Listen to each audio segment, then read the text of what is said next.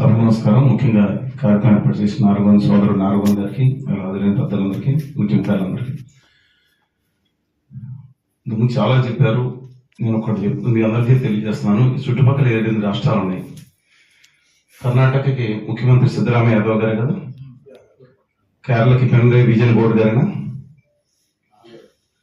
ఒక అగ్ని క్షత్రియుడైన రంగస్వామి గారు పాండిచ్చేరి ముఖ్యమంత్రిగా ఉన్నారు కదా, దక్షిణామూర్తి గారు అబ్బాయి తెలుగువాడు వెళ్ళి దక్షిణామూర్తి గారు అంటే కరుణానిధి గారు అసలు పేరు కోసం మార్చుకున్నాడు. ఆ కొడుకు స్టాలిన్ గారు మన తెలుగు బిడ్డ పక్క రాష్ట్రంలో, అంటే వాళ్ళ కుటుంబాలు పక్క రాష్ట్రానికి వెళ్ళి ముఖ్యమంత్రి ఆయనే కదా, ఆ బిడ్డే కదా.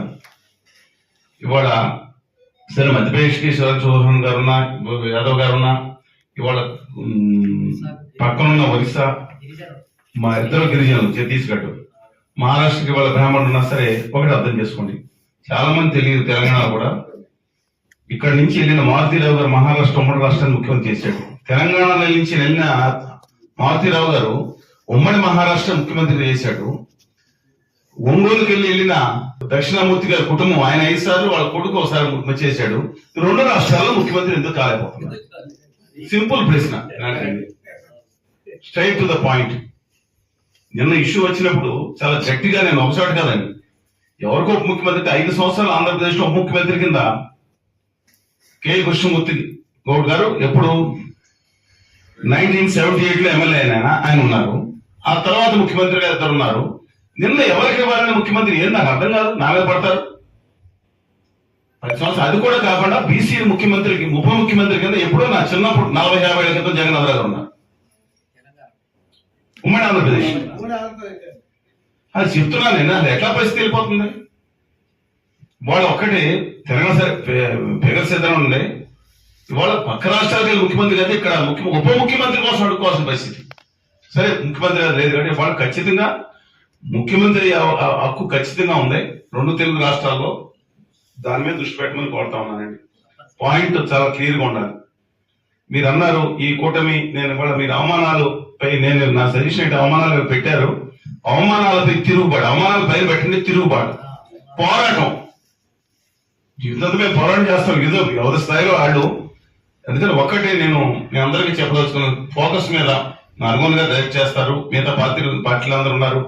ఫోకస్ గా ఉండకపోతే కనుక మళ్ళీ ఎన్నికలు వచ్చేటప్పటికి ఎవరికాళ్ళు అయిపోతున్నారు. మీరు కూడా చెప్తున్నాను నేను, చాలా ఖచ్చితంగా ఇవాళ మళ్ళీ ఇంకో 10 ఏళ్ళకే గొడవలు పెడుతున్నారు. యాదవులు ఎందుకు రాకూడదు అని గౌడ్స్ దగ్గరికి వెళ్ళి ఊళ్ళో ఇద్దరి మధ్యన గొడవలు పెట్టిన సంఘటనలు ఎన్నున్నాయి. ఇవాళ మేము మోడీ గారు మేము పోరాటం లెక్కలేదండి. ఈ దేశంలో మనం చెప్తున్నాను, మీరు ఏమైనా లెక్క వేసుకోండి. 2015 డిసెంబర్ 8వ తారీఖున దేశం మొత్తం మీద మోడీ గారు ఇంటి మీద 1400 మంది నడిపించి, అప్పుడు లోకల్గా 40 వేసుకుంటాడు, ఇంట్లో 1400 మందిని నడిపించింది నేను. ఈ దేశంలో ఎవరు చేయలేదు ఇంతవరకు. ప్రధానమంత్రి మోడీ ఇంటి మీదకే అటు ఇటు మార్చి మీరు లోపలికి వెళ్ళిపోయిన ఘటన చేయించాం. దమ్ముందా పోరాడేది, హక్కుల కోసం పోరాడతాం. ఒక బంద్ పిలిపిస్తే రాష్ట్రం ఏపీలో నా మిత్రు సోదరులు తెలుసు, ప్రత్యేక హోదాను బంధిస్తే స్టేట్ మొత్తం బంద్ అయింది. పిలిపిస్తే బంద్ అయింది. ఇవాళ రాజకీయ నాయకులు అలా చేసుకోవచ్చు. అందుకని నా హంబుల్ రిక్వెస్ట్ ఏంటంటే ఫోకస్ గా ఉండమని చెప్పి కోరుతా ఉన్నాను. నా సూచన అండి, ఇవాళ భయంకరమైన, మీరు అన్నారు కాంగ్రెస్ పార్టీ ఎంత దుర్మార్గం చేసినా కాదనట్లేదు. ఇవాళ ఆదాని గారు ఉత్తర భారతీయ జనతా పార్టీ కూడా అదే చేస్తుంది. దుర్మార్గంగా వాళ్ళ కులాన్ని మత విద్వేషాలు రెచ్చగొడుతుంది. మోస్ట్ అలార్మింగ్ అండి. ఇవాళ తమ రాజకీయం కోసం వాడుకుంటుంది. నిజంగా ఈటల గారు నాకు సన్నిహితుడే అన్నాడు. నో, ఈటల గారు ఎవరన్నా పక్కన ఉంటారు. నాకు రాష్ట్రం కోసం ఆ రోజు అనుకున్నాం. వాళ్ళ 13.5 కోట్ల తెలుగు బిడ్డలు ఏ మతం అన్నా ఏ కులం అన్నా అవమానాలు పాలవుతున్నారు. దయచేసి గుర్తుంచుకోండి. దీంట్లో వాళ్ళ బీసీస్ ఎవరైతే ఉన్నారో తెలంగాణలో మీకు తెలుసు డైరెక్ట్ అంటే ఇందాక మీరు లెక్కేశారు.